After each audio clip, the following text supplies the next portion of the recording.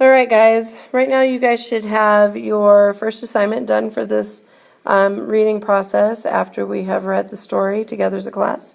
You guys should have developed the 5 level 2 questions and 3 level 3 questions using your Bloom's taxonomy. And they should be on the back of the sheet, written down, all 8 questions, so that you can use them through your annotation process. Yes, that is a grade for you. Okay. The next part of this is we're going to talk a little bit about naturalism. I'm just going to go ahead and read and explain as I go along to the best of my knowledge and ability. I'm hoping I get most of this right. I would think I would, since it's been a big study of mine. Anyway, Mark Twain and Stephen Crane both wrote in the realist tradition. The realist tradition takes place in American history and literature from the Civil War to 1914. And you're going to see a lot of realist literature developing during this time from authors like Frederick Douglass, Harriet A. Jacobs, the spirituals that Frederick Douglass wrote, Stephen Jay Gould, Mark Twain, Beck Weathers, so on and so forth. Okay, Stephen Crane wrote A Mystery of Heroism and War is Kind, along with this work of literature that we just finished reading, The Open Boat, and he really deals with a lot of the naturalist direction, which I will get to in just a moment. I'm going to go ahead and draw a quick highlight underneath that. Before that, though, I really want to go ahead and delve in a little bit to the Romantic literature, because the Romantic literature is what came before realism. The Romantic literature is where we get our favorite authors like Edgar Allan Poe, because he's a scary and creepy old guy. And then we also get Nathaniel Hawthorne, who is heartsick over the tendencies of his ancestors, and other authors, Herman Melville, who hunts down a great white whale. Okay, those authors come in the Romantic literature. Romantic literature came about in the 1800s to around 1860, okay, where the era then shifted into realism, because you're looking at Civil War times, you're looking at people having to deal with the basic realities that is life. Romantic literature deals with a conviction that intuition, emotion, and imagination are superior to reason, that what I feel is better than what the reality of things are. So that's going to be your Romantic literature. They don't really depict life accurately. I mean, you just look at things like A Telltale Heart, where you have a heart beating in the floor and this guy goes crazy, basically saying, hey, I killed this individual and you can't hear the heartbeat. And they're like, no, you're crazy, but we're going to arrest you anyway. And other stories like that. Realism, on the other hand, is what we are going to be looking at. This is the era in which you find Stephen Crane, and what he really focuses on are stories that are rooted in reality. Okay? Realist literature generally takes on one of 2 directions. Okay? The very first direction is that of Mark Twain.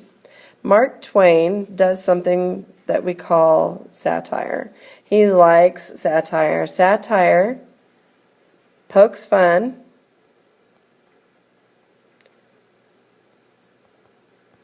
at serious topics.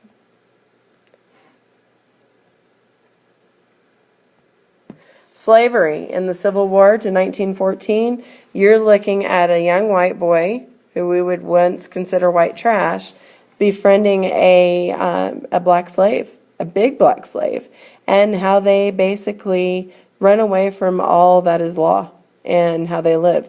He is poking fun at very serious topic there: human behavior, social ills. You also see that done in Jonathan Swift's A Modest Proposal, but that's going to be more Eastern Britain literature. But Mark Twain is very, very famous for writing these stories. making people laugh, at the silliness of life. Then you also have the naturalist direction, which I mentioned earlier and highlighted for you. This is where we're going to see our Mr. Stephen Crane. Okay? He wrote the story, The Open Boat, along with other things, when we're dealing with the idea of conflict between man and nature. Okay? Humanity, the idea is that humanity is relatively insignificant in the universe. What does this mean? We're kind of the small ants in a large anthill.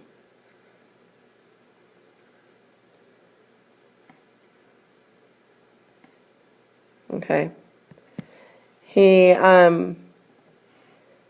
says that characters act due to internal forces, the hereditary need for survival, and how they are in the environment. What are some of the things that we would do? For me, I watched episodes of, I like to watch real life TV or reality TV. One of those things that lately I've been into is Locked Up, Women Behind Bars.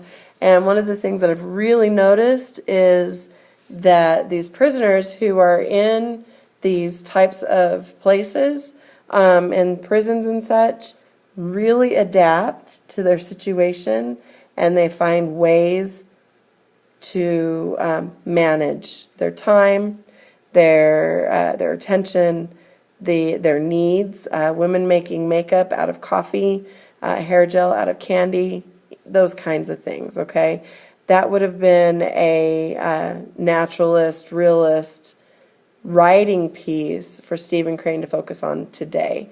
I don't know if that makes any sense, but it does to me in my mind, and I hope you can connect to that. The human side, sorry about that line, the human side of all of this is you have characters that are subject to laws of nature beyond their control. They have no control, okay? While reading The Open Boat, notice how Crane depicts humanity confronting the power of nature.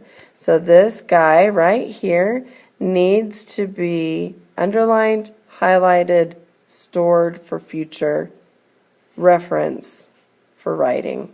Okay, this is going to be a possible writing topic.